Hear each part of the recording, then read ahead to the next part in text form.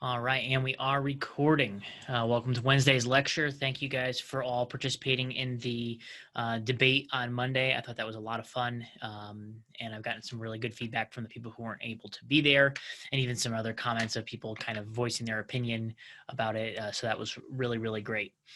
Today's going to be a fun lecture. We're going to continue with our blood doping, and we're going to go through some of the math related to altitude training.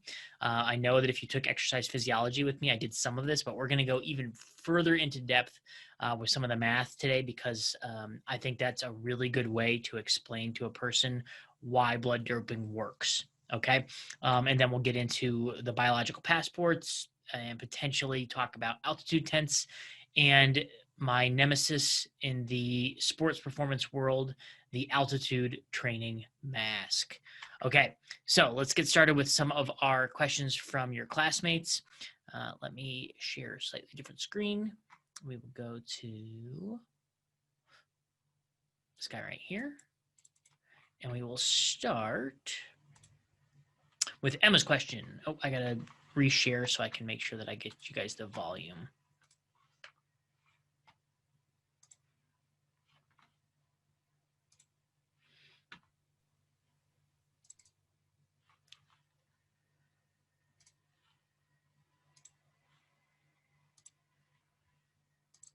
Third time's a charm. Okay, here we go. Emma's question. Hi. So caffeine is something that's come up a couple of times in class, and we've discussed that it can be performance enhancing. So I'm just curious if it's a substance that is regulated, and if so, how is it regulated? Or if not, why is it not regulated? Before I answer Emma's question, I want to show one of my favorite supplement PSAs, public service announcements of all time from the 90s. So I'm going to Google this up real quick here, and we have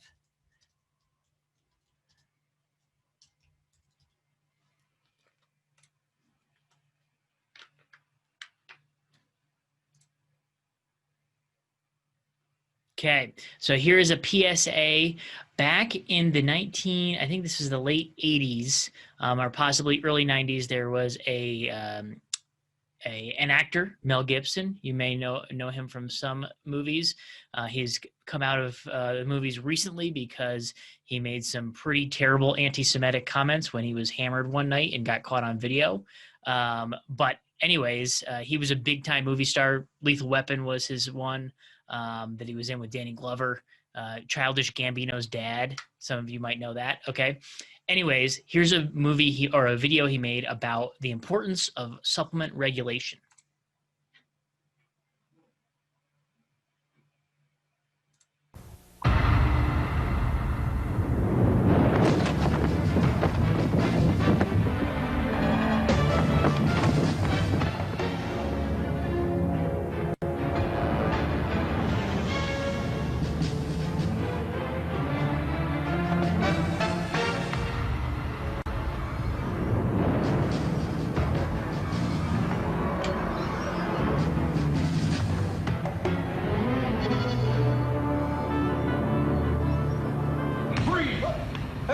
Guys, it's only vitamins.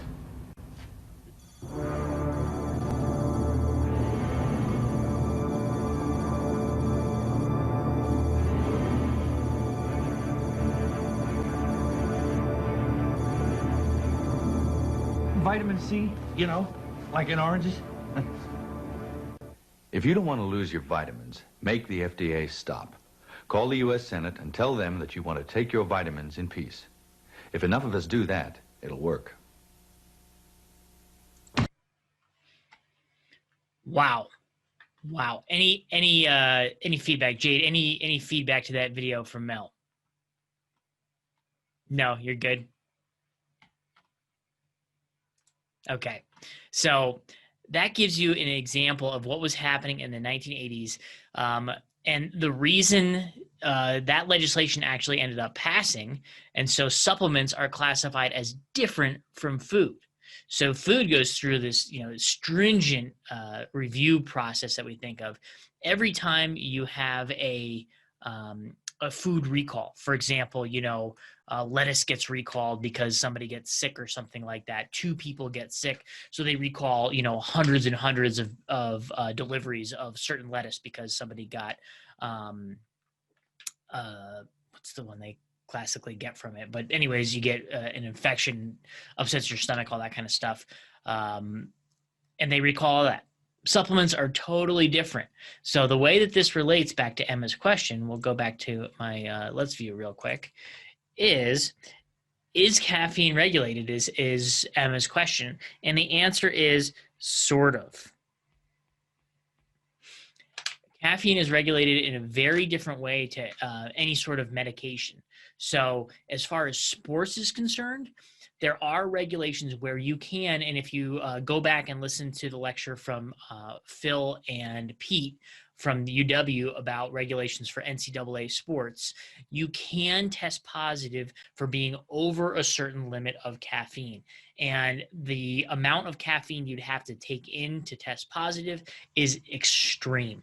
I mean, we're talking about like 3 venti Starbucks coffees to get over that limit, which most people wouldn't be able to do. The problem with that is that there are a lot of concentrated versions of caffeine available. There was a story a couple of years ago about a teenager who went onto Amazon, bought powdered caffeine. Him and his buddies thought it would be a good idea to, just take a bunch of caffeine. He takes a couple scoops, straight into his mouth, and then ends up having atrial fibrillation and dying of a heart attack. Okay, so caffeine is not regulated in the same way a medical drug is, because for most people in normal doses, there are no negative consequences. But these super physiological doses that are available can have negative consequences associated with them. So you have to be very, very careful with, caffeine intake. And then we all know people have varying levels of sensitivity to caffeine as well. We all have that grandma who is pounding cups of coffee at dinner and then going to bed at 8:00, no problem. Whereas, we also have other friends who, eat a bar of chocolate, and because of the caffeine derivative that's in chocolate, are like wired for hours after that. Okay. People have different levels of sensitivity to caffeine. So in answer to Emma's question, is caffeine regulated? Sort of. In sports, we can test positive, but very high threshold. The other thing we will say about caffeine, let's draw a quick figure.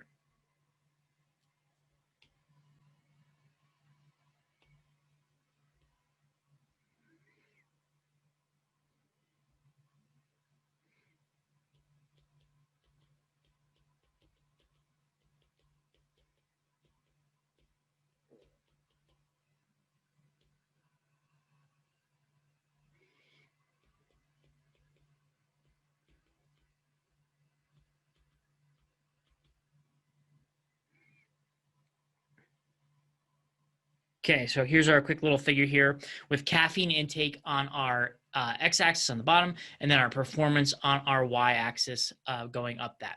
Okay, so Gretchen, you're next on the list here. I'm going to call on you here.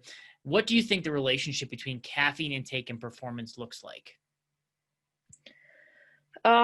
It's probably going to improve for a little bit, but there's definitely going to be like a plateau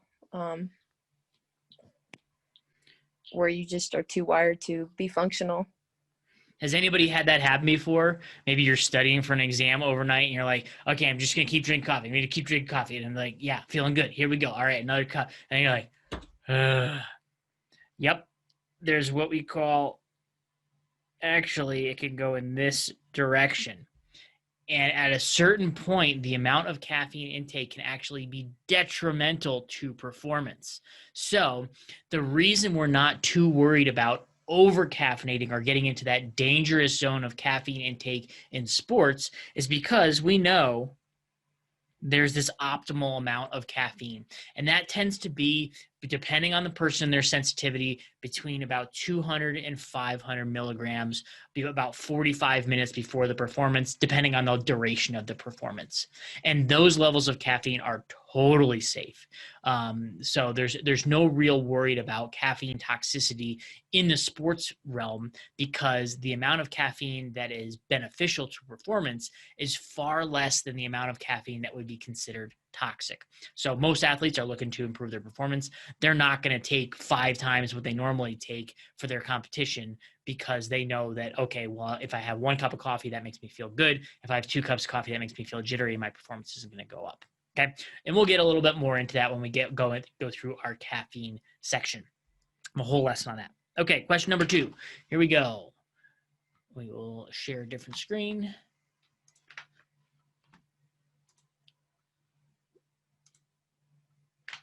Go to Victoria.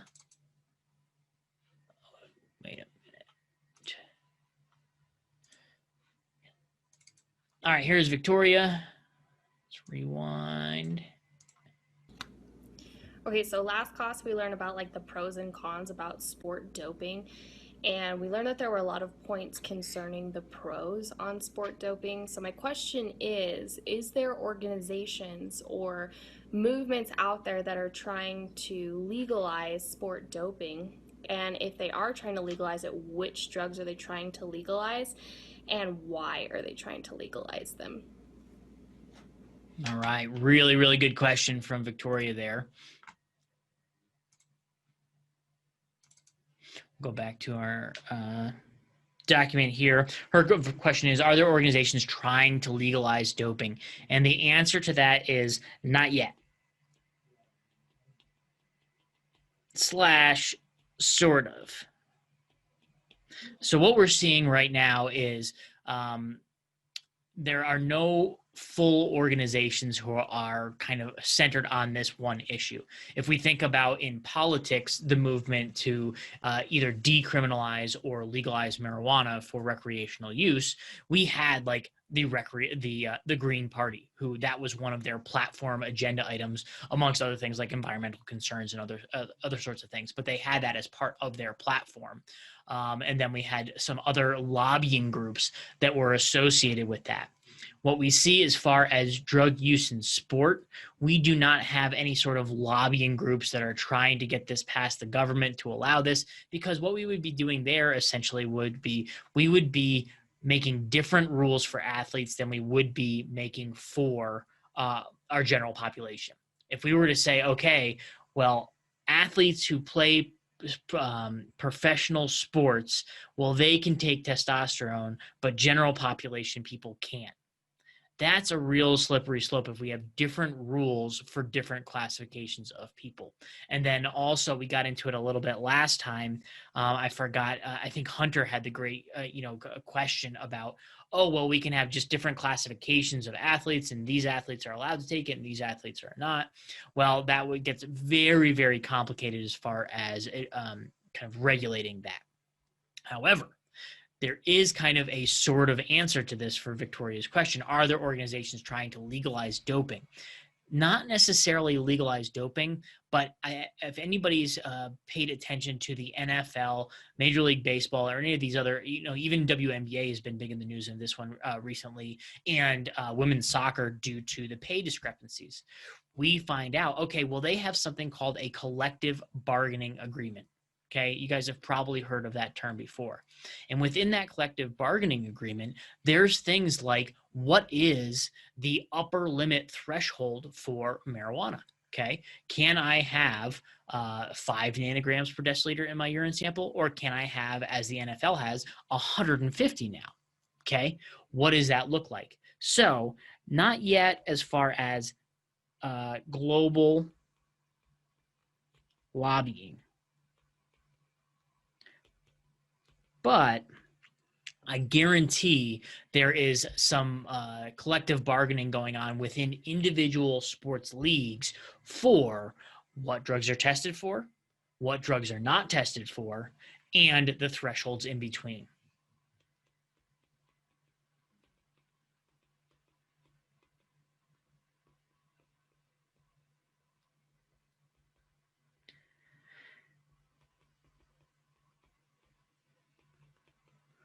And what I'm saying there is the collective bargaining can shift the rules.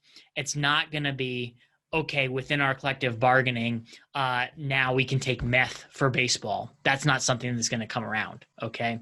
But it can be, oh, well, we're going to test for these metabolites of testosterone, but not these ones over there, okay? So those could be some things that are associated with that. Great questions from Victoria and Emma. Thank you, guys. Keep those coming. I know it was a little bit challenging because we didn't actually have specific content with the last lecture.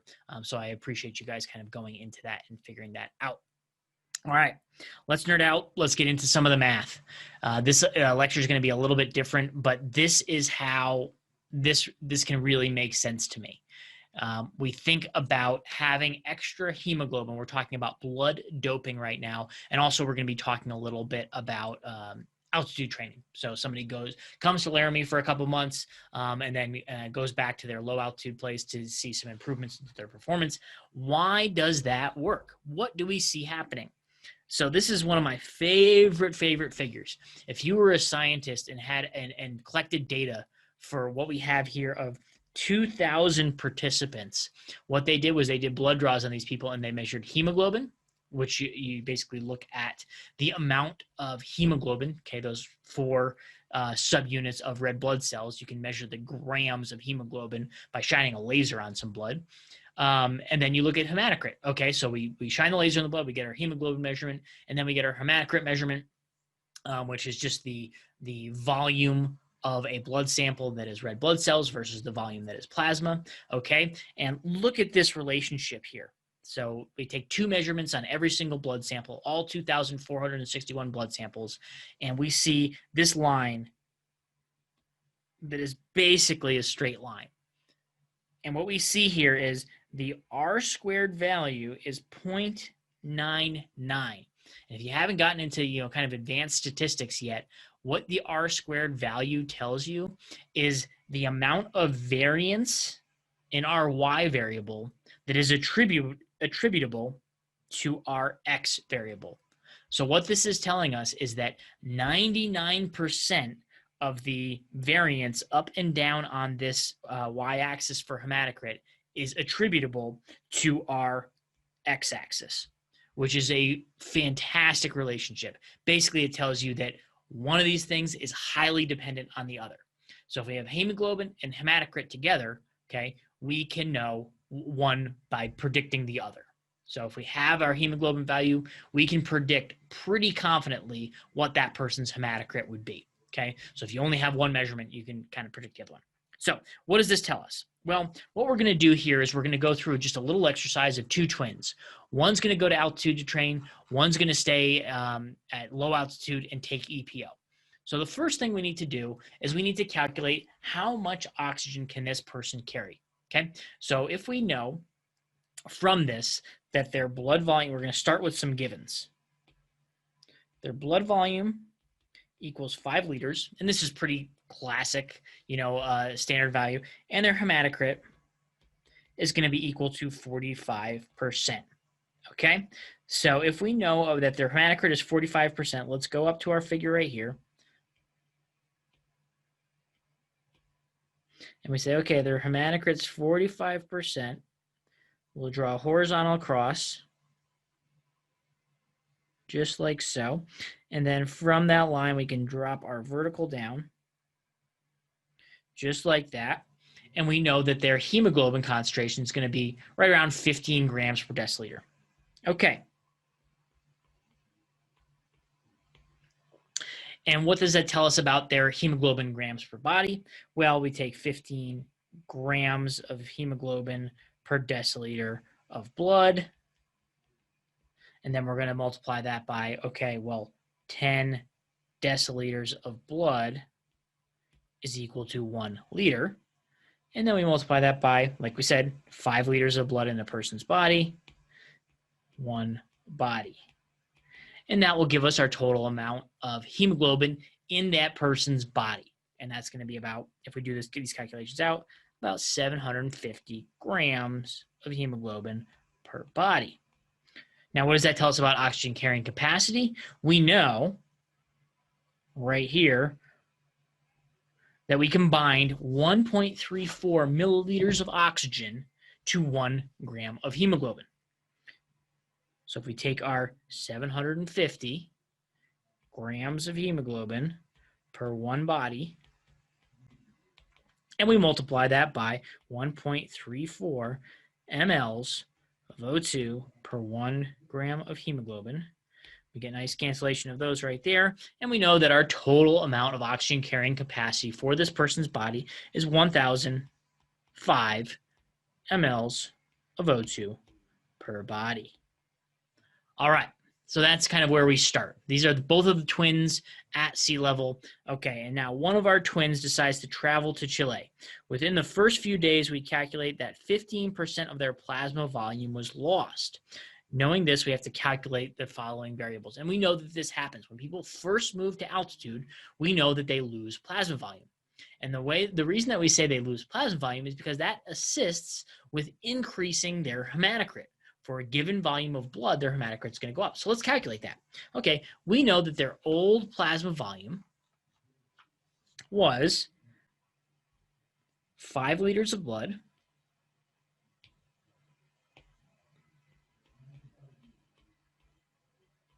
and we know that 45% of that was red blood cells because their hematocrit was 45. So then we know that 55% of that is going to be plasma.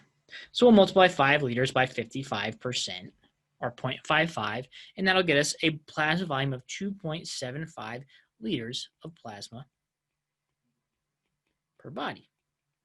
Okay, well, the old red cell volume is the opposite side of that, is going to be our 5 liters minus our 2.75, and that will equal our 2.25 liters of red blood cells.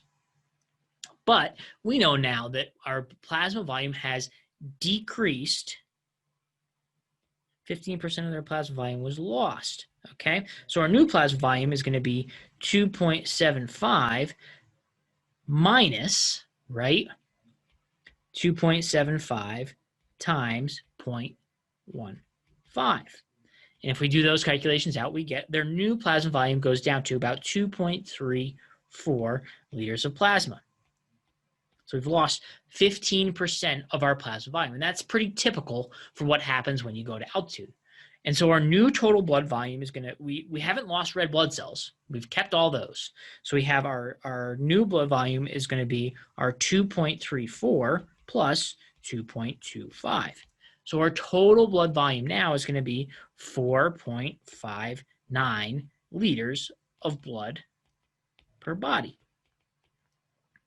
So we see blood volume went from 5 liters down to 4.59 liters. So we've lost total blood volume.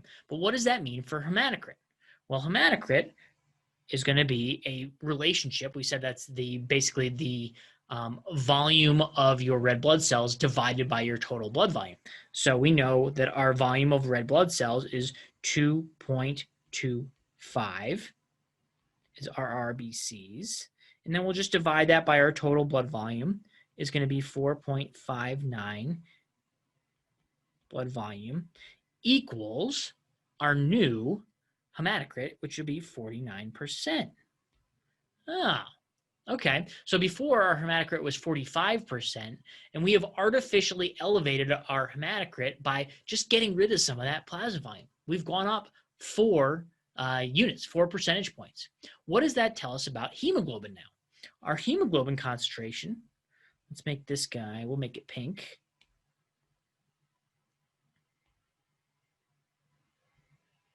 What about our new hemoglobin? Well, we go back to our figure. Okay, we're at 49 now.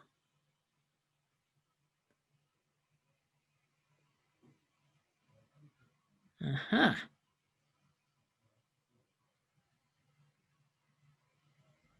Is that right? Nope, we have a different one. I think I got it a little bit too high. Let's go back. 49, probably a little bit closer to there. Here we go. That's a little bit better. And I've done the math on this one. We got our new hemoglobin value of about 16.3. And the way I get that is just by drawing my horizontal over this way, and then the vertical from where that intersects with our relationship, and we look at that value right down there. So we're at 16.3 for our new hemoglobin. okay? And it's not that I have more hemoglobin in my total body, okay? Because we have to calculate that right now. So our new total body hemoglobin is going to be our 16.3 grams of hemoglobin, okay, per 1 deciliter of blood times what's our total volume of blood. It's gone down 10 deciliters per 1 liter times 4.59 liters of blood per body. And that's going to equal about 1,002 mLs of O2 per body. Oh, so this is really important. What we've done here is we've shown that by going to altitude, initially, we lose that plasma volume. When we lose that plasma volume, our hematocrit goes up. But because our total amount of red blood cells has not gone up, our ability within our body to carry oxygen has not changed at all. So the new total oxygen carrying capacity of the body, this is actually for down here, is 1,002 mLs of O2 per body. We haven't improved the total amount of blood. Okay, so after 3 weeks at altitude, so now we're past our adaptation period. What's going to happen is their hematocrit has remained the same. So that hematocrit is going to stay at 49% as after 2 days. But their total blood volume has now increased by 15%. Because when your blood volume initially goes down, that kind of sets off alarm bells in your body to say, whoa, my total blood volume is very low. My blood pressure is down. Even though I needed that at the beginning state, let's pump out some more red blood cells here. Let's make some more plasma volume to get that blood volume back up so that I can continue living at this higher altitude, okay? So their total blood volume has now increased 15% as compared to when they were at sea level. So let's talk about what their total blood volume would be like now. So we just take our 5 liters of blood.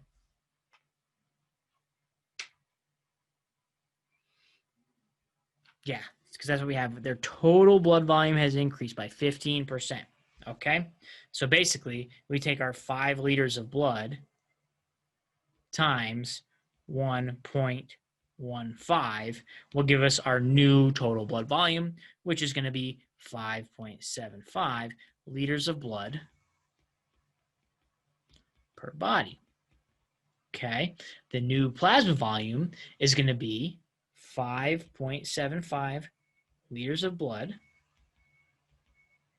times, and we know if 49% of our blood is red blood cells, then 51% is plasma. So times 0.51 equals our plasma volume, or 2.93 liters of plasma. If anybody is watching is getting questions as we're going through these calculations, feel free to interrupt. I know it's a lot of numbers, but believe me, it'll make sense when we get to the end. All right, so our new red cell volume is what we are interested in because we calculated our plasma. What about our red blood cells? Well, we take our 5.75, and now we multiply it by that 0.49, and we get our red blood cells equals 2.81 liters of RBCs.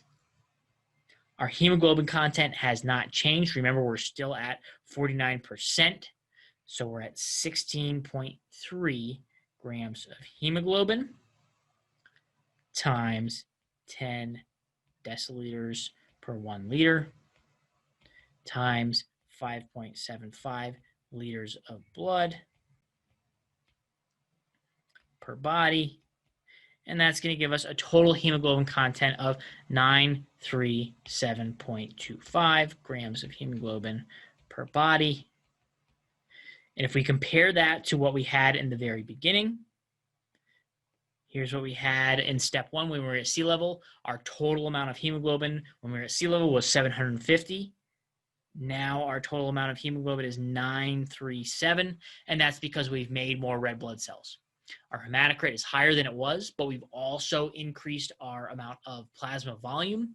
We are up to 2.93 liters of plasma volume. And what does this tell us about our oxygen carrying capacity? Well, we take that 9.37 or 937.25 grams of hemoglobin, and we multiply it by 1.34 mLs of O2 per 1 gram of hemoglobin, and that gives us a new oxygen carrying capacity of 1,255 mLs of O2 per body.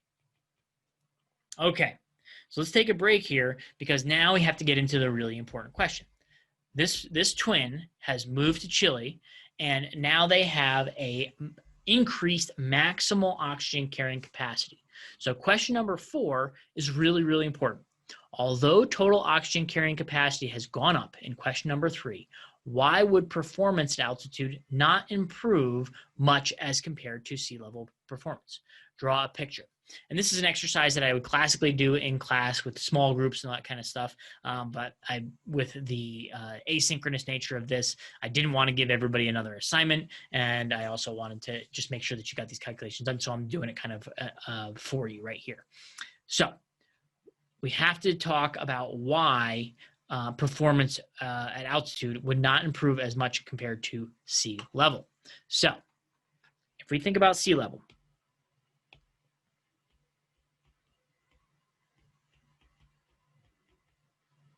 our oxygen carrying capacity was 1,005 mLs of O2. And if we think about at altitude, our oxygen carrying capacity is 12,055. Okay. Anybody watching right now have a guess on why oxygen carrying capacity does not equal performance? Where's our limitation?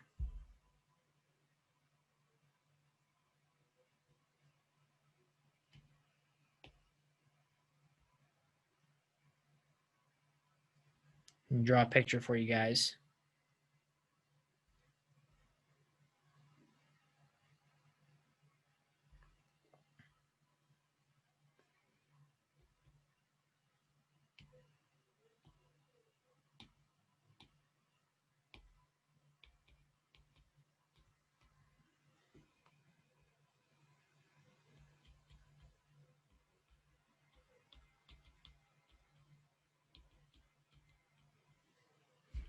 Any guesses now? Partial pressure of oxygen and hemoglobin oxygen saturation.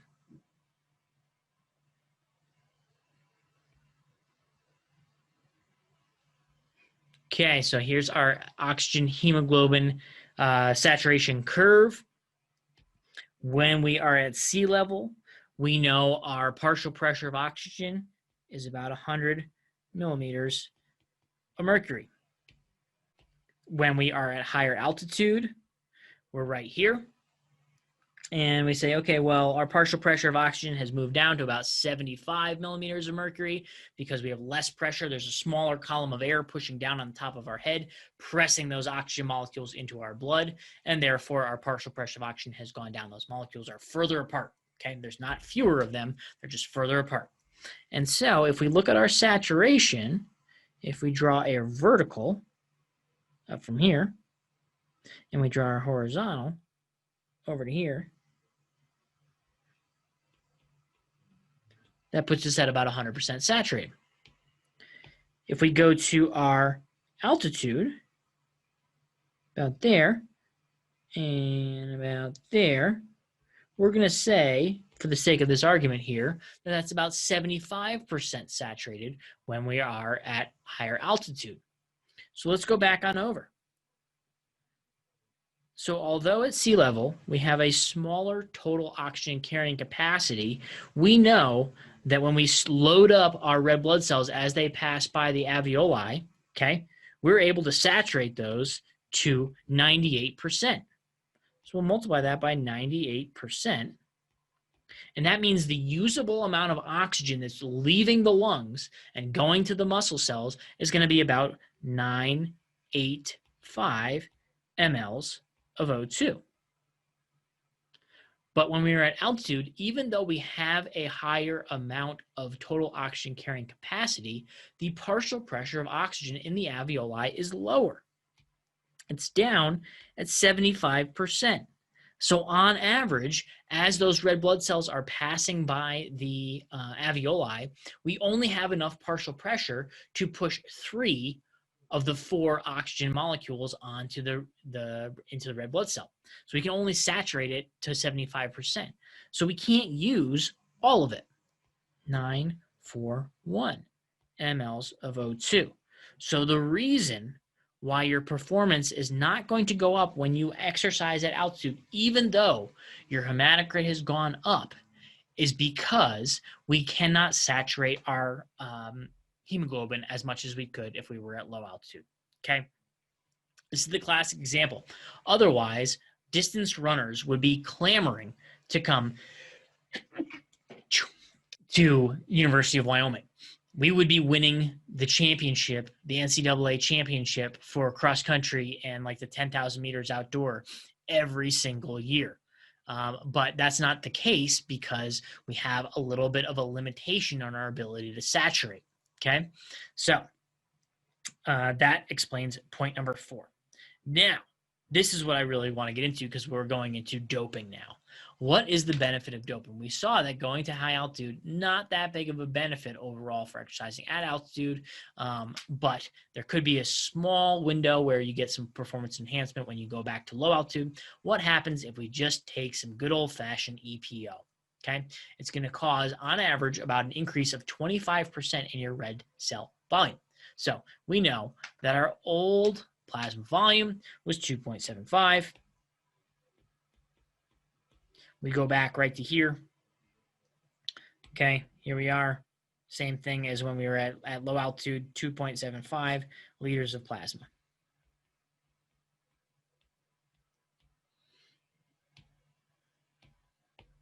Well, what about our new red cell volume? It was 2.25 liters, but now we're going to multiply that by 1.25 because we're going up 25%. That's going to give us a new red cell volume of 2.81 liters of red blood cells. So our new total blood volume is going to be 2.75 plasma plus 2.81, and that's going to be RBCs. And that will equal our 5.56 liters of blood. But remember, that extra 0.56 liters, that's just coming from red blood cells. So what does that do for our hematocrit? Well, we take our 2.81, which is our RBCs, and we divide that by our 5.56, which is our blood volume, and that'll give us a new hematocrit of 51%. Whoa. So let's go back. Let's get a new color here. We'll do our bright green right around there. And we say, okay, well, if our hematocrit is 51, what does that tell us about our hemoglobin? Back to our figure one last time. 51%.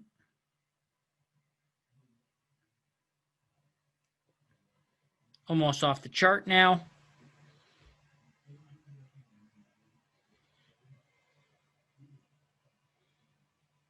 There we go. And it's about halfway between 16 and 17. So we're going to say that this person has, after taking EPO, a new hemoglobin value of about 17 grams of hemoglobin per deciliter. Whoa. What does this tell us for new total hemoglobin content?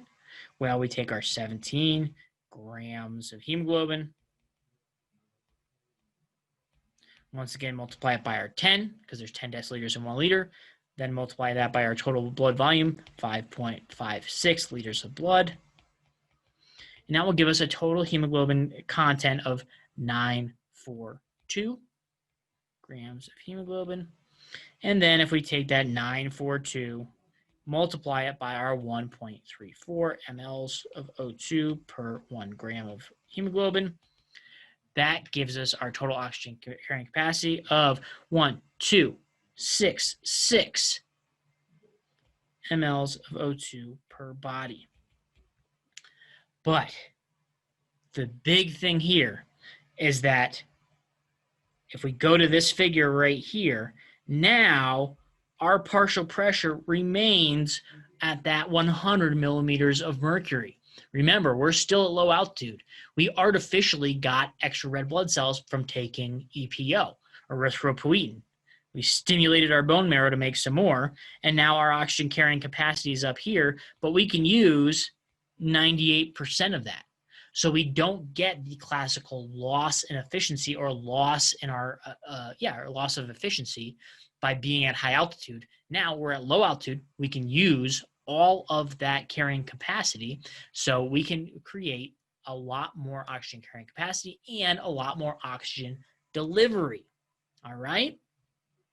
If we know that 1 liter of oxygen, this is kind of where the rubber meets the road here. We're finally to the end of this. If we know that 1 liter of oxygen equals 5 kcals, what do these exercises tell us about work capacity before and after blood doping?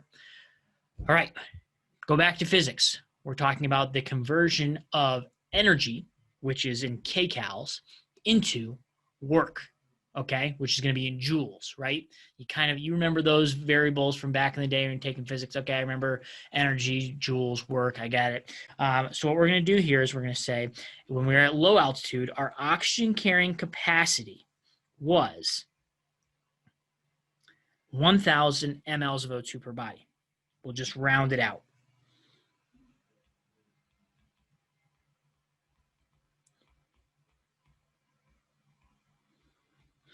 So that's 1 liter of oxygen, right? So that's going to equal 5 kcals of energy. After 1,266 mLs of O2. And if we do some quick math right here, I'll bring up my calculator. 1.266 liters times 5, 6.33 kcals of energy. Now, how does this relate? Well, 1 kcal is equal to 4,184 joules. Okay? So if we take our 5, let's put this right over here as our constant. 1 kcal is equal to 4,184 joules of work. So we'll take our 5 and multiply it by 4,184. 20,920 joules. That's how much work our body can do with the oxygen contained before we go to high altitude. Now, if we take our 6.33 and multiply it by that same 4,184, we get 26,484 joules. Now, let's make this applicable to what we want to talk about. What about 1 push-up? If we want to calculate the amount of work in 1 push-up, right, we need to know the amount of distance they're traveling. Let's say it's about 1/3 of a meter.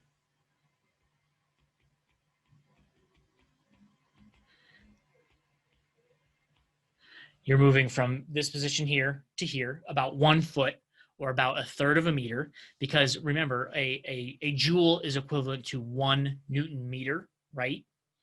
And we'll say that the amount of newtons necessary is about 329. I've done some background calculations there based on the amount of weight and the percentage of weight I think a person is moving. And that amount of newtons right there, 329, is equivalent to moving about 40 kilograms. So if you think about a person who weighs about 60 to 70 kilograms and they're only moving a percentage of their body weight because they have some weight on their feet when they're doing a push-up, we're going to say that they're moving about 40 kilograms, 0.3 meters for every push-up they do. What does that equal as far as joules? We take our 329, we multiply it by 0.3, and that gives us about, we're going to round it to about 100 joules. Okay? So now we know that it takes 100 joules, or 1 push-up is 100 joules of work, And 5 kcals of energy is 20,000 joules. So if we take our, basically, we're just going to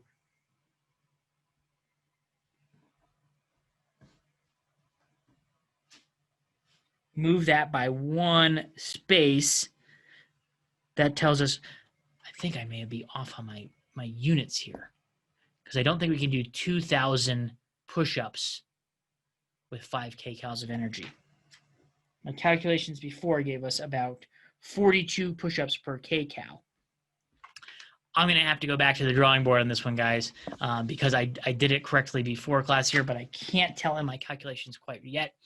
Regardless, what we're doing right here is we're seeing that we've moved from being able to have about 5 kcals of energy to 6.33 kcals of energy by being able to carry more oxygen. What this means is that we can do more work. And for a cyclist who's biking up a mountain, that's really important. So I'll finish off right here. We won't get into biological passport today. How is AVO2 difference altered by altitude exposure? This is the last little part of this right here.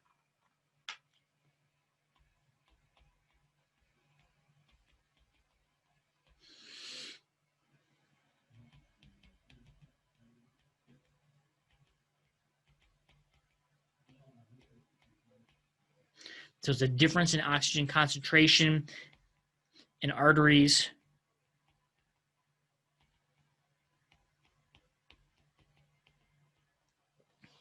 And then at altitude,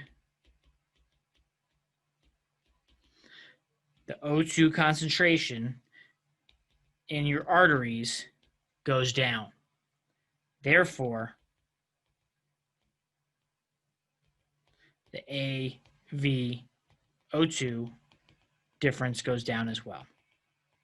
So that's only at altitude. The main point that I wanted to make about this is if you do the math through, we know that if you take EPO or if you re-inject red blood cells that you harvested from yourself or somebody with a similar blood type to you, you can increase the maximal oxygen carrying capacity of your blood. When you do that, you increase the amount of kcals of energy you have, and therefore you can do some more work. Stay tuned. I'm going to post a little addendum video to this later with the actual correct calculations. That way we won't need to take up any time in next lecture. I apologize for having the wrong math on my little notepad here. Any last questions before we adjourn for today? As just a little piece of housekeeping for Friday, Friday will have no live lecture. I have a conflict in my schedule with Friday. There will be a video posted. We'll move on. We'll talk about biological passport and those sorts of things on Friday, but you don't have to wake up super early to see it on Friday.